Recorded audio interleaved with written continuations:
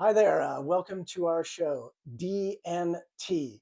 I'm Daryl. I'm a professor of history, and this is, Todd, and I am a sophomore majoring in poli-sci and economics at UC Berkeley. we're two fairly well educated liberals who is already laughing Not at sure this. I would call Yeah, myself a liberal, but okay. yeah. Well, we'll find out. Who like to talk about pretty much everything: politics, sports, culture, movies, life, the universe, and everything. And although we mostly agree about things, we don't agree on everything. And part of that is just because we're individuals, but another part is our difference in ages, right?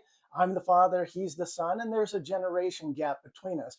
And we have lots of interesting discussions about all sorts of things that we thought, hey, it might be nice to put them out there for others to see and hopefully enjoy and maybe even learn something in the process. So today we thought we'd start off by talking about politics, particularly the California gubernatorial primary election, which is coming up this Tuesday, June 2nd. So, what do you think about this election, Ty? Any general remarks about it?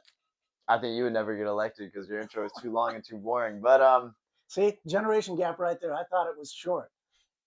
what the fuck was that? Okay.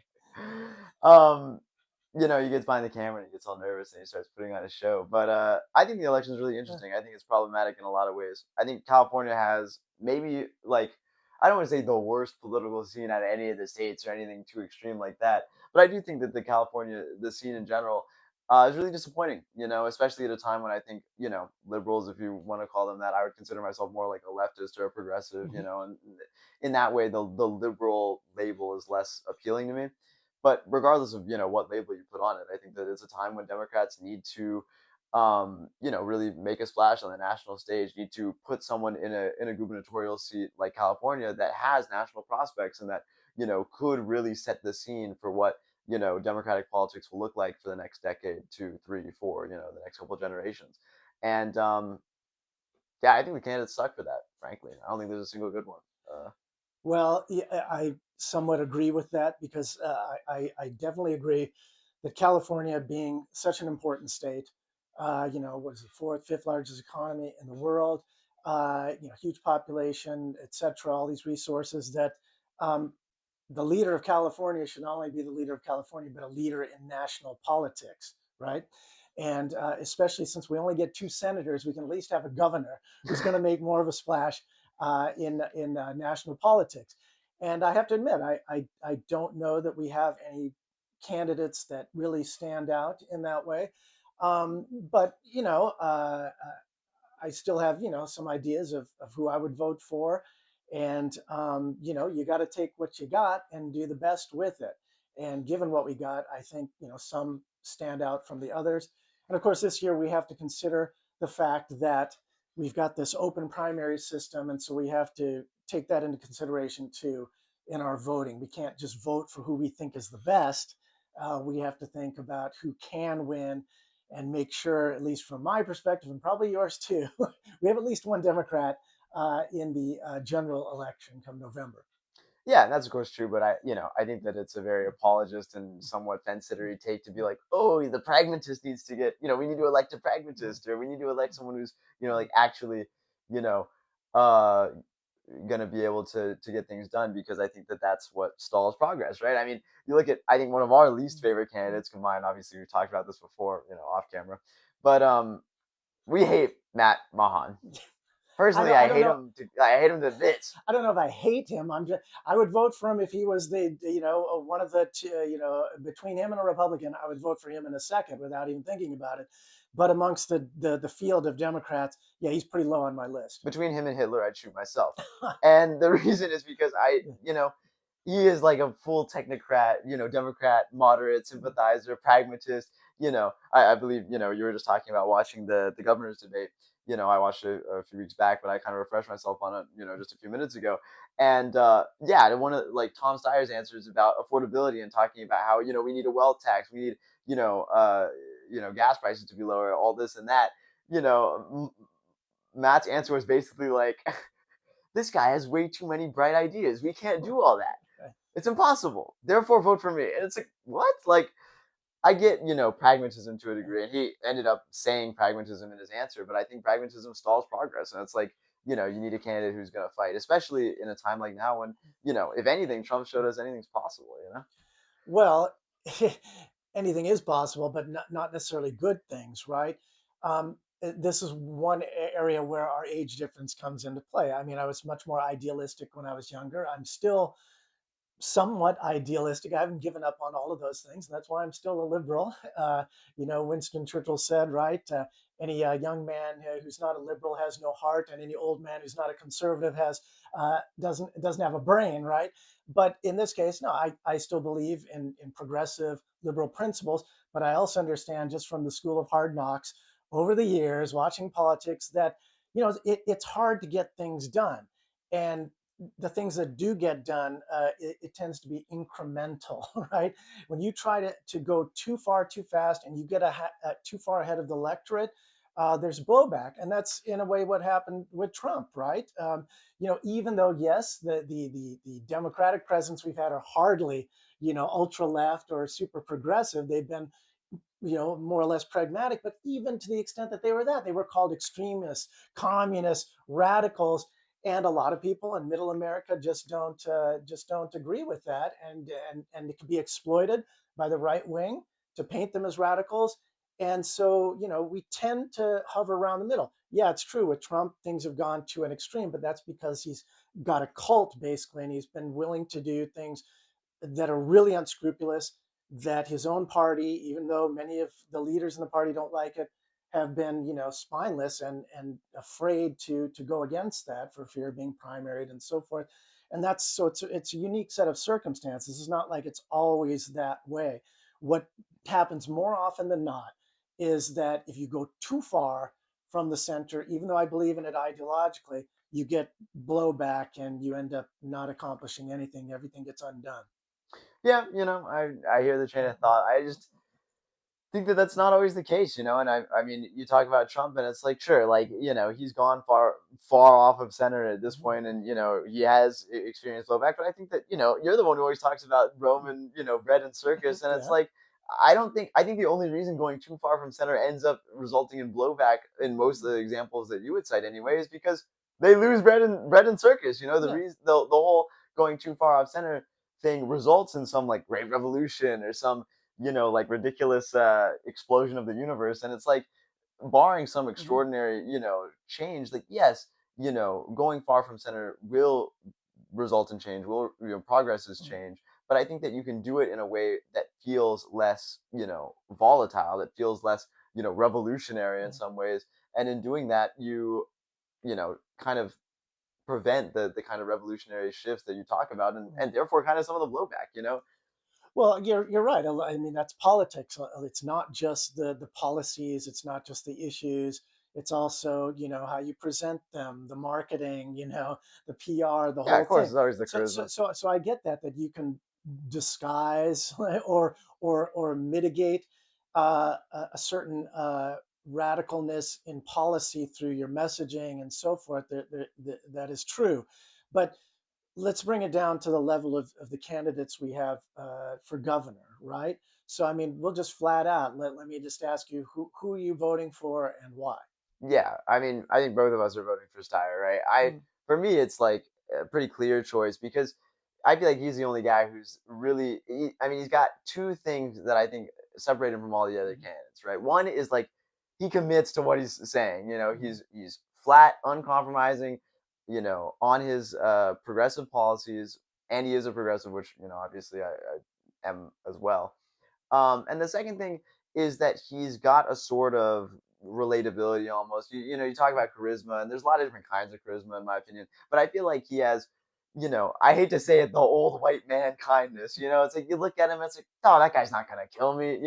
And it doesn't matter so much to me as it does, I think, to being, electable. And you talk about like yeah, I don't want to be a pragmatist in terms of voting for someone who's just going to compromise on his issues and, in order to like get stuff done when realistically that results in nothing getting done. But I do think it is important to have a candidate who, you know, will actually be able to get elected in the first place. And the reason I bring that entire second point into contention is because I know both of us like Katie Porter a lot mhm. in some, in some ways, policy wise, for the majority of her policies, I agree with her. But I just don't think she's electable in the same way as Tom Steyer. And unfortunately, part of that is because she's a woman, but the other part of it is, like harassment issues with her staff and stuff like that. Like that stuff stings you, especially, when she's already playing at a disadvantage, essentially. Yeah. Well, as Ty indicated, ultimately I decided to vote for Steyer. It was a really hard decision though, because I really don't think we need any more millionaires, billionaires, running our country. It's just we're turning into a plutocracy, and I'm really loath to do Yeah. that. And I'm perfectly okay with Becerra. Let me, I guess, preface this with saying, who can actually win, because what we definitely can't have with this open primary is the Just is right two Republicans. is Yeah. two Republican candidates. And I want. it What look even is that guy's name? The sheriff. Bianco, Oh yeah, yeah, but Bianco. but Thank but you. but I want Bianco. it Get looks Bianco in there. Write it down. it looks like he's being facetious. It looks like that won't happen. That there'll almost certainly be at least one Democrat, right? Yeah. But if we can get two, that would be even better. And then we can make the I don't choice. understand how And, a British guy is even close to it. Like, you bro, he know, has a British accent. Don't even like. That's not to be like, but like, come on, hey, take it's it a from California me. governor. Take it from me. As a professor, you have a British accent that gives you immediate I know you look clout. cool as hell. Anyway, but the thing is, I'm okay with Becerra, but he served us well in his prior capacities. I think he's on the right side of most of the issues, but I think, like you say, I he's a little more center explicitly than I would like to see. For example, I think he's against the wealth tax. I think he's is for more oil drilling in the state. These are two things that kind of bother me on policy with him. Otherwise, I'm okay. And Yeah, the obviously, guy's a slave yeah, of the oil lobby, right, man. It's right. ridiculous. And so that concerns me. But that's not really why I ultimately decided to vote for Steyer. The reason I decided to vote for him, part is what you said, that he just has more charisma than Becerra has. And I think we need a governor who, on the national stage, is going to inspire people to join the cause against this regressive, tyrannical regime we have in Trump, right? Because California has to stand up for the rest of the country. I mean, we are a big, powerful, populous, wealthy state, and we need a leader who can be a leader on the national stage and not just for the state. And And I, his name is Gruesome Gavin right. Newsom. And hey, I will see what he does on the national scale. I think he's definitely a worthwhile candidate and somebody I'd vote for in a second. But we'll see how Middle America feels about him. Because it's like Yeah, I'll bite it's my tongue already on that one. it's already a mark against you if you're just from California in some parts of the country. Yeah, not to So, mention you have uh, slick back hair, a nice well, tan. right, Fucking, right. you'd steal my wife. I mean, Yeah, but that having been said, so back to Steyer, I think he just, yeah, because like you said, he comes across as having more conviction, more energy. Takes a hard stand on these issues, and he doesn't back off. I mean, he's not afraid to say no. Oil drilling in California. You don't need any more oil drilling in California. That's not a popular position to take right now, given energy prices, gas prices, and things like that. But there's a good reason why we're doing this. We do have the environment to consider, and we can talk about that more too, because I'm really annoyed about all these headlines you see about, oh, these worst case scenario climate, catastrophe. They're pulling back on that. What they well, I guess we'll talk about it right now since I just brought it up. What they fail to mention about that is, you read the study, they say the reason they've pulled back on that is because we've actually done something to mitigate some of the damage we've done to the climate, through alternative energy, more solar energy, more wind power, and so forth. So it's reduced the pace at which we're destroying our environment. It's not that we're not destroying our environment. It's simply it's not as bad as it could have been up to this point had we done nothing. And it reminds me of, it's like COVID. It's like, oh, look, you see, it turns out it wasn't that bad after all. We didn't have to take all these precautions and lockdowns and masks and vaccines. But had we not done those things, where would we be now? Things might have been much worse. And then what would people have been saying? So this is the case with the climate change, right? It's simply that we have been doing, not enough, but we've been doing something which has mitigated some of the effects and the trajectory that they had originally predicted as a worst case scenario. That's it. Yeah, yeah, Yeah, yeah. No, yeah, yeah, I think it's hilarious yeah, that you bring it up yeah, in the first place yeah, because there's, yeah. I mean, I haven't looked at those specific headlines, but that's like funny as funny as hell. I think that there is a really funny.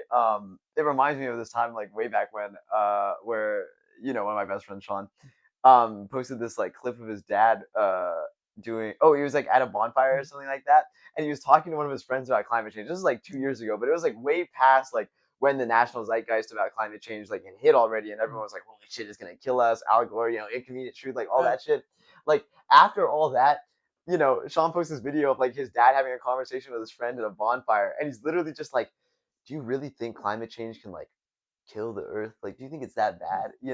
And the friend's all like, "I don't know, man. There's a lot of people on here, And they're like, "But do you really think like it can kill all of us?" He's like, "What? There's like 2 billion people on Earth? I don't know. I That's kind of a lot. 2 billion? Yo, Yeah, what no, planet are we living on?" I was like, Jesus yeah, Christ, this guy like that's like probably the like number he cited when he was yeah, born. yeah. Like 50 Well, years old or the thing whatever. is, I mean, climate change probably won't kill everybody on Earth, but the disruptions are going to be tremendous, and it Yeah, yeah, will result in just a change in our way of life. A lot of people dying, mass migrations, warfare. I mean, it's a domino effect of all the things that are going to happen once we, get to a certain point. yeah, of So, course. yeah, I know. I tell the yeah, story yeah, because yeah, I just think it's funny that it's like they're debating this like larger issue, climate change. It's right, obviously incredibly pertinent right now, and it's like the guy doesn't even know how many. Like he's like yeah, way off how many people are alive. yeah, It's like I think the point is that there are bigger. Like there are these large floating issues, but I think that like a lot of people like don't necessarily have the information they need to even make decisions like that. So well, yeah, that's yeah, and like yeah, at the end of the yeah, day, like yeah, like I'm not voting for Becerra because yeah, the oil drilling stuff, yeah. like Mm, obviously, but I can understand how like someone gets tripped up by like the climate change headlines being, mm, them being like, oh, they're taking back these large climate policies, yeah, therefore climate change is over.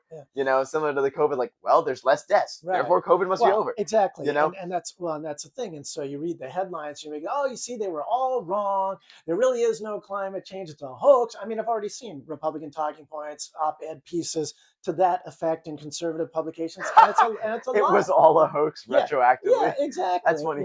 And That's then, hella funny. Gore and the inconvenient truth. That's all I see. It was all like fear mongering.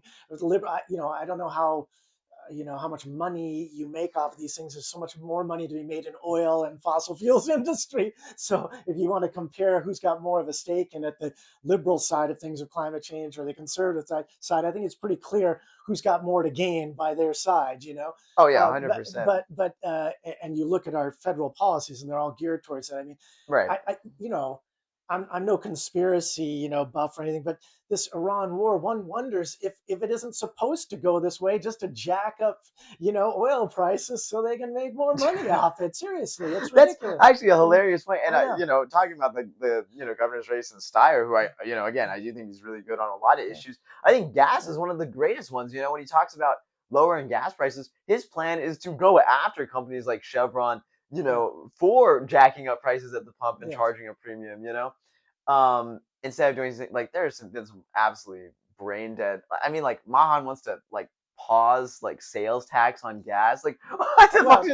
Well, Like I get to because look, we have pretty high taxes, all sorts of taxes on gas in California that yeah, they're, so but they're put in there for a reason, right? dude, sales Yeah, tax literally pays for the right, roads. Like, what are we exactly, gonna do? exactly. I mean, you need obviously you need the sales tax, but there's for environmental impact and stuff, and a lot of it was just to kind of discourage, gas use, so we would seek alternative energy sources sooner. But and I can understand. I wouldn't be totally opposed to this in an emergency in a crisis doing it. So I'm willing to listen to those arguments, but at some point, I mean, how long do you keep kicking this issue down the road? You're going to have to make a stand and say we need more alternative energy sources. We cannot continue to rely on fossil fuels. That's just a dead end. Yes, this is where we read the Yeah, sponsorship yeah. piece on Chinese EVs and all buy cheap Chinese Oh, electric yeah. cars. Well, Oh, except for the 100% tire. Never I did mind. read an article about that, about how, yeah, you look at the Yeah. cheap, economical, Chinese EVs that, we to protect our own auto industry, right? We put these barriers, trade for them, tariffs and so forth. And I understand that to protect the American auto work and all that. But at the same time, I read an article that was interesting in that it's a barrier to competition too. And you wonder why our car companies, why can't American automakers make inexpensive, efficient, reliable, electric cars or hybrid cars? I mean, why is that? I mean, do we need the competition? Do we have to have the Chinese, cheap cars come in here to finally get our auto I mean, industry to low do key, yeah, something? because You know, otherwise, like Tesla just runs wild with their yeah, share of the I market, and know. they hold the monopoly on it pretty much. I mean, if you see, like no other, I see Yeah, like every now and then someone driving like a Rivian. yeah, You know or what those are, Mustang. Yeah, dude. Every time I see you know, someone driving one yeah, of those, I'm like, bro, the guy's got to be from like Silicon Valley or something. right. I don't even know where they find those things. Well, that's the problem. I would like to get an electric car. By the way, I drive a 2007 model Toyota Camry that has 220,000 miles on it right now. I would like to get a new car at some point when I can afford one, Dude, that and I thing would, is so I would busted. That like thing it. is so clap. I would like it to be an EV, but I do not want to buy a Tesla. I won't buy anything from that racist, horrible person, Elon Musk. So, you know. Horrible Well, person, they yes, say. he is. And Wait these are until you see and his Path of I, Exile I, 2 account and and these call him a and these are the horrible people that are person. running our country, basically. These oligarch tech billionaires. It's No, I sad. know. Yeah, I've no more contempt for anyone in the world than them. yeah. But I think the thing is like, actually, funny Mm, story about mm, your Camry. I was driving earlier today because mm, yesterday I went to LA. I was driving. We live in San Diego for yeah, the record, but I went yeah. to LA the other day. Driving my car, which is a Honda Accord, from like 2011 or whatever. And it's like it still works pretty well. It's got like what like 200,000 miles on it, but like I love it. It works. And then today, because my younger brother took that car, my car, I guess. I was driving his Camry from like whatever, and the brakes are so busted on that thing. I almost like slammed into like the center divider of like my own Well, like and streets. the headlights barely work just to be legal, but you can hardly see when there aren't when you're on a street or a highway that's not well lit. Look, that part of that's just my salary, but it's also again, I would like to get an EV, but we just we just don't produce good enough ones here, and I'm not going to get a Tesla, and so I'm just waiting to see what happens. Hopefully, in the next couple of years, maybe we'll get more options. But anyway, back to this gubernatorial Right, election. yeah. So Star, yeah, I'm wary of him being a billionaire. I'm wary of him, his past, because yeah, he made money. We've seen it before where yeah, it's easy to come clean later and say you regret what you've done, but he's still got the money that he made from that, right? And I that know that's the which funniest which thing which about it. which which kind of sucks, but I he does seem to be sincere. I'd like to think I'm a very skeptical person and I don't just trust politicians or whatever. And clearly he's ambitious. He's been running for office, right? And these billionaires with their ambitions running for office, but he's stuck to his guns on these issues. So I do believe he's sincere, and he's gotten endorsements from people who I trust and respect.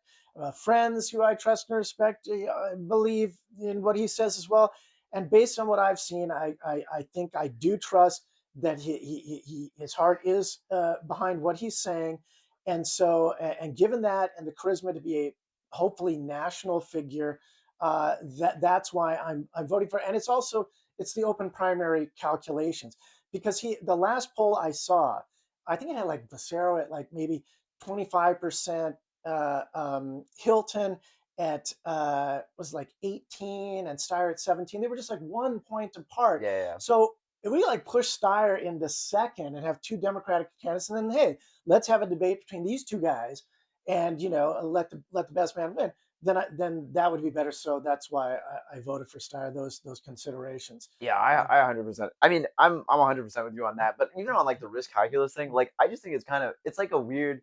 Um, I mean, like a lot of people are talking about, yeah, he's a billionaire. You don't want any more like plutocrats, and I totally understand that. But at the same time, it's like Becerra's not gonna be far off because like he gets elected, he writes a book, and now he's a millionaire too. yeah. It's like, Wow. and Yeah. yeah, like I get it. He's not like an investment tycoon manager. He's not gonna be investing in like the shit that Steyer invested in that got him his billions. Like all like he invested in some hella stuff like you know. And I get that he's like reformed or whatever, but obviously it's still taking a chance. But I think that I would say why I'm voting for him ultimately, despite all that, is because it's like, look, let's say he is just another plutocrat and he doesn't give a shit about anything he's talking about in the campaign. And he's just gonna like go around doing like what the rest of them do, which is like golf with Trump at the country clubs or whatever. I don't Yeah, even know. sell You know, out. Yes. you visit Epstein Yeah. Island. Like if he just goes around doing that kind of thing and becomes the next like Epstein or whatever, it's like whatever. Like that was kind of the expect. That's like the status quo anyway. And it's like if you vote like Bessarian, he's probably gonna end up doing the same thing anyway. And then it's like great. Like that's just a status quo politician. Like that's what all the guys in like Washington D.C. are right now. That's Well, why like everyone hates him. well, I have to say, look, in my background is, I've done some leadership roles in my union. Yeah. We have a unionized faculty, and that gave me the opportunity to lobby politicians and speak with some of the state politicians and so forth. And it's true. You can tell some of them are just very ambitious people with big egos who are like just trying to move up and get the prestige or power. Most But are it, lizards. but it's also true that there are good people in politics who really care about what they're doing. But they've got to play the game. You can't be a 100% ideologue. You have to make some compromises. You got to be careful about what you say. All that stuff, right? So on that score, again, I'm okay with Becerra. Again, he's running against a Republican. I'll vote for him in a second, right? I just think if I had to choose between Starr and Becerra, and again, only because they're the front runners on the Democratic side. Again, I as you said before, I probably would have voted for Katie Porter. I've met her. I asked her some tough questions that she was just spot on, prepared. She's very knowledgeable, and her conviction is clear. She believes in what she has to say. I'm surprised she's against the like wealth tax, if I'm not Yeah, she mistaken. is. Uh, Yeah, but she's also yeah, kind of a but compromiser. well, we can talk about some of those issues too in this campaign. Yeah, Based like some of the questions they asked in the NBC debate that I saw. That some of these are tough things about like insurers leaving the state or businesses leaving the state, and the wealth tax comes into play too on that. But so we can talk a little more about that. But anyway, I probably would have voted for her because no candidate's going to be perfect, right? Either in character or in policy. You agree with 100%. But of the candidates, I liked her the best. But yeah, she can't win, and that's why I can't give my vote to her. I feel like it's wasted given yeah. this open primary system. Uh, I mean, obviously that's part of the reason I didn't vote for her as well. The other part is because I also think she's kind of too compromising on issues, like the wealth tax, and I don't know if like true to form she would actually oppose it or not. If it was just like open ended, no political aspirations whatsoever. If she thinks ideologically, I would guess based on the rest of her policies that she's probably ideologically for it, but I don't know. That's kind of besides the point. I want to go back to something you said earlier about being, like you can't be like 100% ideologue or anything like yeah. that. And I feel like that's one of those things that like we just like kind of compromised on the narrative of that like to begin with and just let people who play the game be like, oh well, you got to play the game sometimes, and then it just excuses like Well, negligible like it's a bad matter actions. it's a matter of degree, right? I mean, Yeah, it's and that's true, yeah. but it's like I don't know. I feel like there's like got to be some, and maybe I'm naive, but it's just like I feel like there's got to be a world where you can just play to what you believe, and it's like Well, you don't it's gotta not like. this world, at least I not from what mean, I've seen. Again, but no, in this the is, Game of but Thrones, you but win right, or die. right, exactly. Well, but this is the thing Yeah, about having different perspectives of different generations, because even when I was young, I could see this that you need these different perspectives, right? yeah, of Because course. you need the old people like me to temper the idealism of young people, the naivete, shall I say, of young people who haven't seen the way things how those ideals get just knocked down and destroyed by the system and the way things are and so forth, reality. But at the same time, old people sometimes they give up too easily, right? Or they, just because they didn't win the fight, they think that nobody else can win the fight. Whereas maybe this next generation can, right? Maybe they got smarter, maybe they have more energy, whatever. Or maybe the context, something we talk about in history is context being so important. Maybe the context is a little different, and it's such that they will be able to succeed with some of these high-minded ideals that we weren't able to get through, right? So it's important to have both, right? But then it leads to a kind of a compromise and a balancing. It usually doesn't go either way. So Yeah, so so hey, and this is why I feel the way I do about the wealth tax, because I'm for that. A wealth tax, billionaires tax, whatever you want to call it, because yeah, I hear argument, oh, you'll drive wealth out of the state or whatever, but it's just it pisses me off because it's only because other states are bad actors. You know, if all of the states actually represented their people who need that kind of redistribution of wealth for public services like roads and fire departments, police departments, healthcare, education, all these other things, then they would all tax fairly, right? All the Yeah. states would tax similarly on state income tax. But since some states don't tax anything and others do, then they leave your state.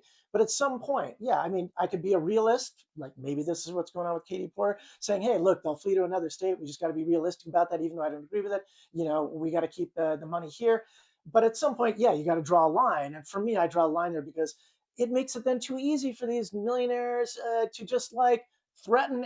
You know, hey, you know, you raise tax on me, I'm out of here. You got to say, hey, you know, we'll take the hits for now because we can't be blackmailed like that. I mean, it's just so it's just where you draw the line and Look, and how you much of a know, compromise you want to make. you Yeah, gotta start. If everyone is yeah, scared of billionaires leaving their state, right. then nobody's ever going to implement a wealth tax ever. You I know, know. and there's a there's this effect in that we learned in poli sci that one of my professors taught me last semester. Shout out to her. Mhm, But it's called the California effect, mhm, ironically, because it was about emissions for cars, like car mhm, emission standards, right?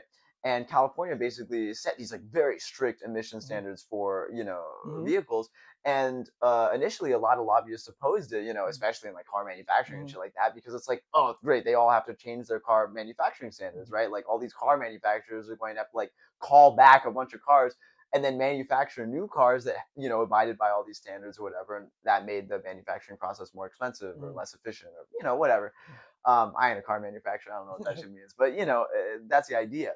And what ended up happening is, even though everyone who was opposing it, made this giant ad campaign that was like, Right, car manufacturers aren't going to want to manufacture right, in California. Where are we're going to get like cheap Chinese cars, like right. whatever. It turned out that other states actually had to adjust their Mhm, manufacturing laws to match California mhm, emission standards, because it became one of those things where car manufacturers, because California is such a large market, just right, ended up manufacturing to right. California standards. Instead of So changing it for small states and so exactly. forth. So Yes. it's like for Yeah. like Colorado Mhm, or Utah or right, whatever, it made sense to change their standards to right, actually match California's. So overall emissions decreased right, across the entire right. US. And I think that's one of those things with the wealth tax too, because it's like, yes, a few billionaires will leave undoubtedly, but come on, like there's already a ton of infrastructure in Silicon Valley, in LA. There's so much, Well, economic activity that yeah, they yeah, can't like no right. like entrepreneurship in general can't just grow legs and walk away. Right. You know? But then this brings, and I hear you, and I agree with you to a great extent, not necessarily fully, but it's true. Like you're saying with the cars, I mean, we have a big market here, and any business or any wealthy investor who wants to just give up on this giant market, this giant economic engine. I know you Again, said fifth economy in the right, world right. or fourth, fifth. It seems to me if you can't, this is if you can't come up with a business model, it's like the minimum wage law. You can't come up with a business model that can pay people fairly, and you rely on slave labor or something close to it in order to make a profit, then maybe your business sucks. Right? Yeah, Maybe yeah, you got to find exactly. another way to make money, because we should be able to pay people fair wages, right? And the minimum wage is hardly unfair. It's low still. You still can't, even if you raise it 25 bucks an hour, people could not live in the big cities of California Yeah. on those wages. Um, but Of in course, those the assumption if you're living in a the, big city is that you have a job that makes more money because you work in, but there's a lot of people well, that don't, who live in that the is big very cities. much That's the true. thing, Yes, and they're living in poverty. and they Uh, unfortunately end up in the RV in the back or like Yeah, well, someone's attic. exactly. But see, those are some of these other important issues, so Yeah, like homelessness, but back to the wealth tax. So it's similar to what's going on with the insurance industry in California, yeah, right? Now, and this especially goes with homeowners insurance because of fire hazards, wildfire hazards that insurance companies leaving and so forth. And, the Republicans, conservatives will say, and moderate Democrats will even agree with them and say, oh, it's because we're driving those, industries out because we put too many regulations in, and the risk is too high for them, and therefore they can't do business here profitably, and so they've left, and then we're left with nothing, right? So how would you respond to that, right? I mean, what do we do about that situation? Uh, do we just give in to the business, or do we say no, and then we have no insurance here, right? yeah, yeah. I mean, that's a Mm, rough one, and I don't really have a take on it right now because I mm, haven't thought that much about like the insurance industry, and I haven't done much research into that topic. But That is definitely an interesting conundrum. Yeah, Well, I have looked at it. So of course. because that was an issue that was brought up in this debate, Yeah, it's important to understand. And well, look, like, because you brought up the auto industry, and we had these debates with auto insurance reform back in the day when I was younger. right.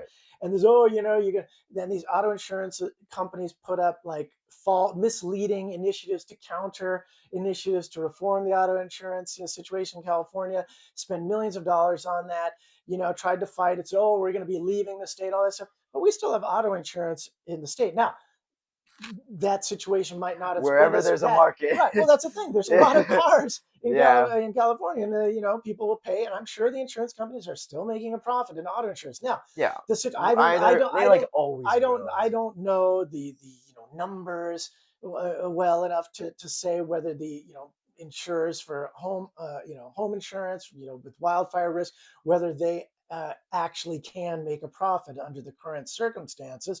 But it's like, again, it's just like the energy companies, oil companies you're talking about. It's like, no matter what, they're always making a giant profit. So I'm a little skeptical of these insurers, right? Unfortunately, we can't force them to stay in California that I know of. Um, but Becerra talks about freezing insurance rates, and I have to agree with some of the other candidates that I don't know if that's feasible, right? Yeah, that one Uh, sounds Right. a little I mean, look, I'm not opposed to price controls on things when necessary, but I'm just not sure. Yeah, generally, yeah, but you know, yeah, but that's a really dangerous one to price right, control. but we do have they created something. It's called FAIR, and I can't remember what the acronym stands for. It's not really a public insurance program, but it's like a stopgap program that's actually funded by private insurance companies, but it's to provide. I know that's why it doesn't work. What? That's why it doesn't work very well, because it's just a temporary kind of insurance while you try to find an actual insurance long term that'll work and What that the you can fuck is afford. that? Right. And the Okay. thing is, but it's still too private, and so the premiums Yeah, are yeah. still too high, and so on and so. But and but something like that can be done with more state input. I'm not sure we can have a fully funded public, state, funded insurance policy, because that would be a whole giant thing, right? Just I like a know. Talk publicly, about bureaucracy. It's like the right, great and number just one way to explode bureaucracy. right, just like a California, public, healthcare plan, again, do cost Yeah. a lot of money, and I'm not sure we can do that. But maybe you can do a sort of partial version of that, right? Where, I mean, I'm just throwing this out there. The state comps a quarter Right, of your right. insurance.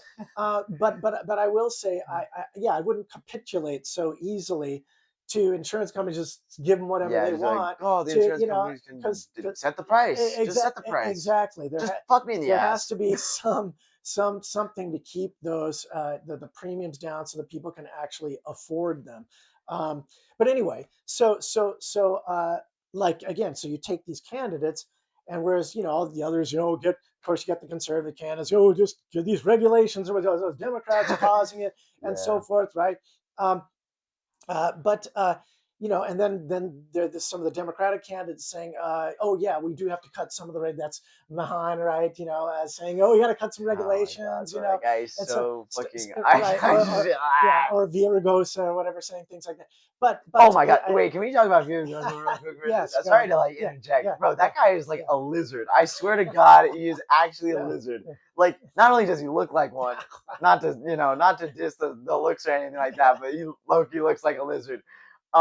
He is so much like just a pathetic compromiser. Like, it is like ridiculous how far that guy is willing to go to Mhm. pander to like what he considers like, I'm sure, like the median voter, and Yeah, it's like, what do you even stand for, bro? Like, yeah. he flip flops on like every issue. Like, it's just so like, and he's also been embroiled in like 9,000 controversies, Yeah, there's a lot of probably because he's been doing that kind of thing. scandals, both Yes, personal and public, and so forth.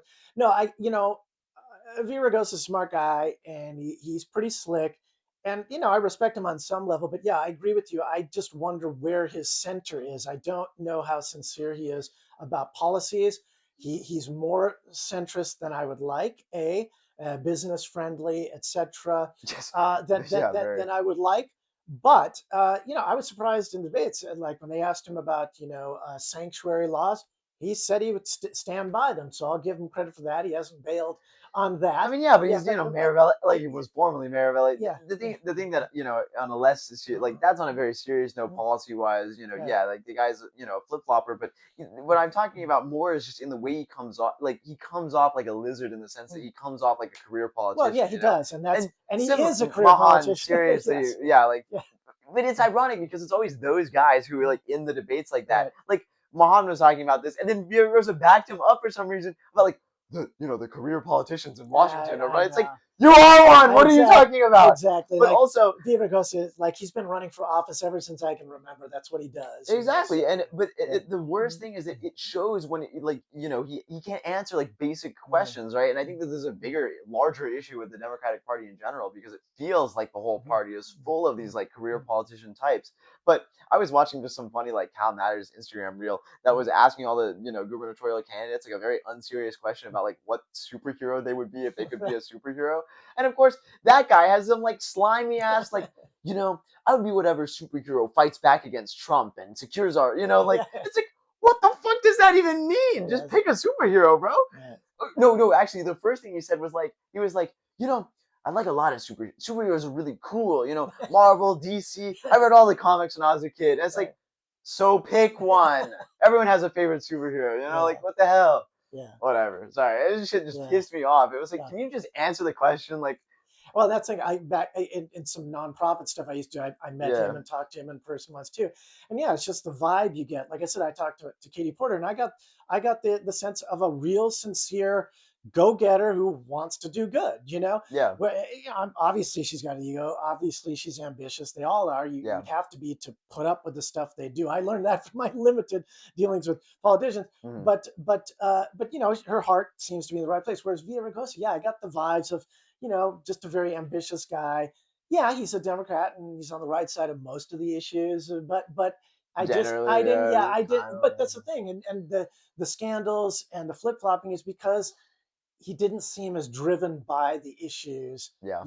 as some others, and that's why I've never been a real big fan of his on that score.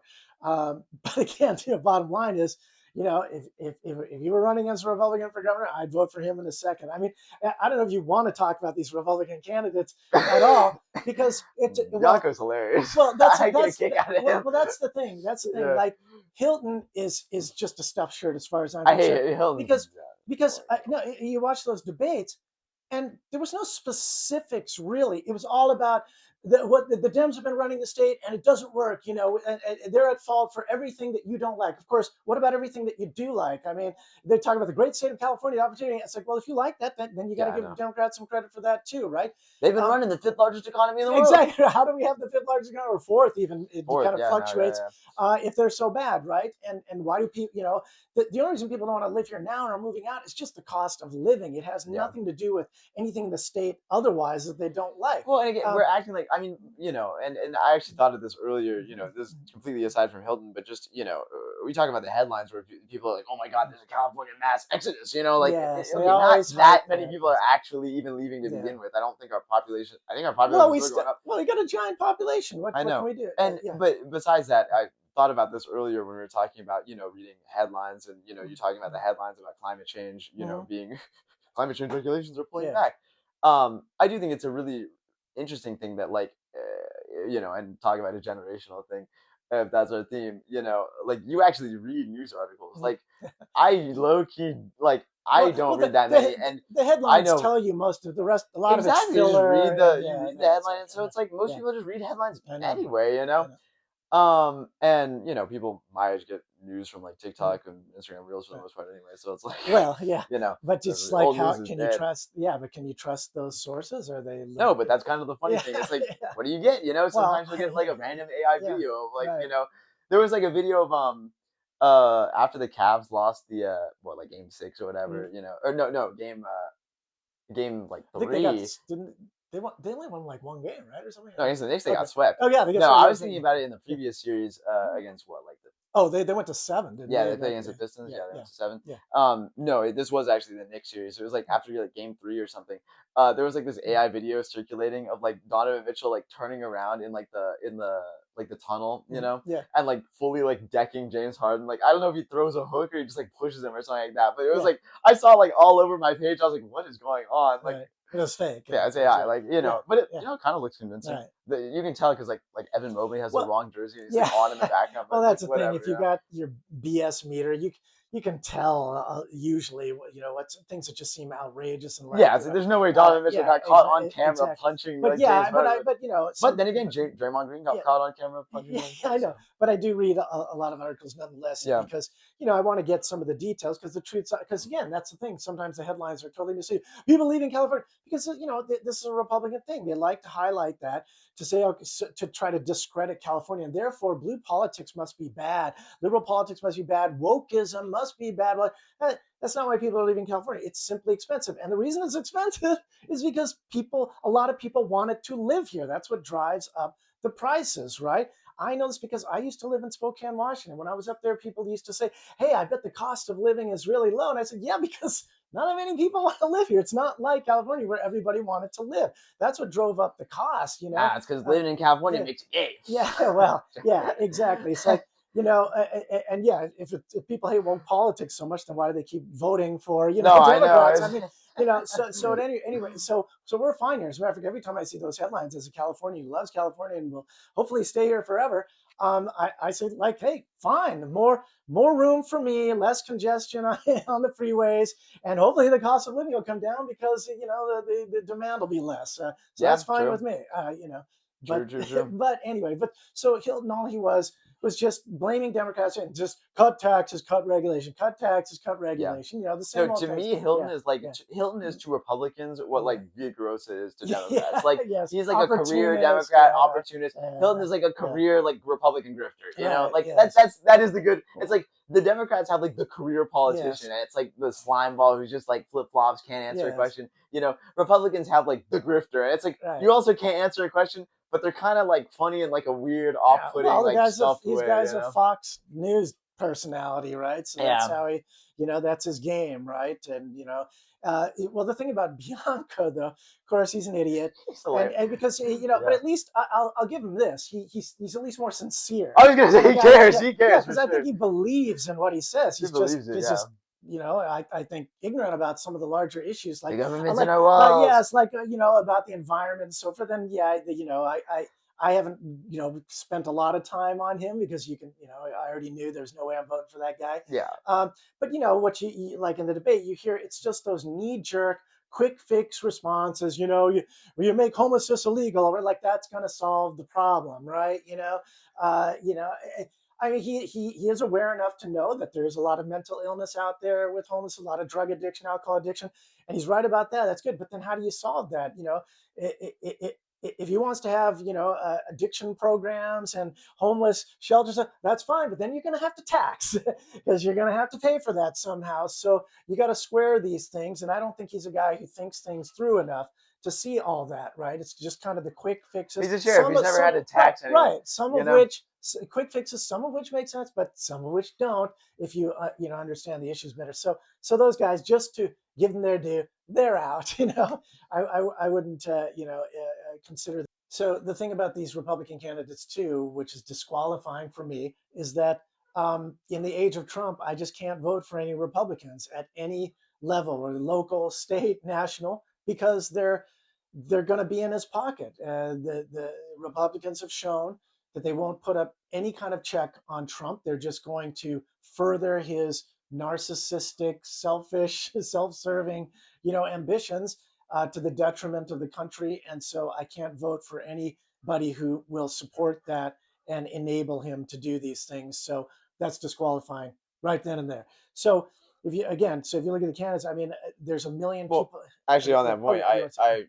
and I was talking about this with you earlier when we Yeah. were talking about Steyer and culture, right? And Mhm. you were talking about, kind of leaning toward Becerra at one point, and I was like, look, but it's a matter of setting a precedent for the rest of the nation. Like even if Steyer, has really, I mean, I think it would be a far cry at the time being to say that he would be anything near a national candidate, at least at the presidential level.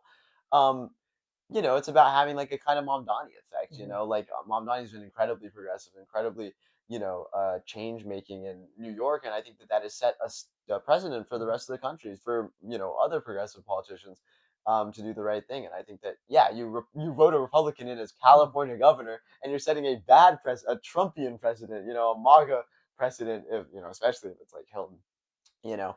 Whereas you vote someone like Steyer, and instead of like someone like Becerra, and you're setting a precedent of a candidate who at least will try, or at least has tried, during the campaign, to commit to real, steadfast Mhm. promises that are progressive, that are very change making, as opposed to kind of playing the game and Right. compromising on Well, other issues. but then we're back to that, in terms of playing the game. If you don't know how to play the game because you haven't been playing it, will you actually be able to get these things done? Right Yeah. now, and that's the thing. The verdict is still out on Mamdani. Hey, ideologically, I agree with a lot of what he stands for. Right? Is he actually going to really make the change you're talking about, actually, and then have it stick? Right? So that still remains to be seen. Now, again, you never know. Trump, he's an outsider and he's made a lot of change, unfortunately bad change, but he's made it happen. But again, there's specific circumstances involved in his being able to do this, which might not be the same for Steyer in California or even Mondami in New York. So we'll see. But I am that ultimately that kind of shifted me over, like I said, because Steyer seems to be sincere, sticking to his guns on these same issues and same positions, and because I do think he has the energy and the ability to be a national spokesperson for our side of things. That's what ultimately made me vote for him. But look, if he doesn't get through, gets number two, and it's Becerra against Hilton. I'll vote for Becerra, and hopefully his insider knowledge will be useful to at least get us something of what we want. And look, and he's shown he's willing to stand up to Trump. He's made some noises, on that score. So, but we'll see. We'll see. I did want to say something too about the fact that there's so many candidates, right? I looked at my ballot. I was like, who are these people, right? And I, obviously most of them are just not serious candidates, but there's some other serious candidates. I mean, some already like dropped out. Like Betty E was a Democrat who I could support. I voted for her at other positions. She's a good person. Our side of things, and Tony Thurman is another one. I've voted for him, superintendent of public instruction and so forth. But he has no chance to win, so I can't seriously consider their candidacy. So that's kind of the bottom line. It came down to Becerra and Steyer for me, and on the assumption that Becerra is going to get in anyway, I voted for Steyer to hopefully get him into second. And when it comes to the general election, we'll see if I had to choose between those two. But I think, depending on how the campaign went, if it were right now between the two of them, I'd probably go for Steyer like I did, even without these, open primary calculations. Yeah, yeah, and likewise for me. I voted Steyer in the primary, and I would vote Steyer, and if it was up to him and Becerra. Yeah, it's because you're a young guy. True, You like these old billionaires. but obviously, if it was Becerra and Hilton, I would also vote Becerra, Yeah. unfortunately, and I would hold my hands together and pray for a time when we got better candidates. Well, and In well, general. we can agree on that. I mean, look, when I was young, I certainly felt like you. That's like, why are all these old people running the world, right? Yeah, it's not just Yeah, old I people. know, It's like I they're know, just lame, I know, man. I Like know, someone who's and like normal, I get it, right? But I still feel that way even now as an older person. It's like we need, especially the Democratic Party, we Hmm. need young, energetic, smart candidates, and not just outsiders. I mean, I'm okay with people in the inside who understand how the system works, but where's the youth? Where's the energy, right? It seems like the only place where there is that kind of energy is, on the totally progressive end of things, right? Or I thought you were gonna go the exact no, opposite way, no, like no, no, the Nazi side. no, no, It's no, like no, no. the That's like Nick Fuentes no, and it's that's true too, though. yeah, It's the grifters. on the conservative side, see, that, and Yep. that's why our politics are the way they are because the only energies are at the extreme right or extreme left. People anywhere near the middle don't have that energy. we're just the average, ordinary people trying to do our jobs, raise our families, whatever. We're not fanatical, right? And so the extremes, given our media environment, that it's entertaining, they take over, right? And they get all the airspace and they attract all the attention. So we get pulled in these extreme positions, and it's very hard to come to any consensus. And that's why we are so divided, dangerously so. Given that we are, I know which side I'm on, but Yeah.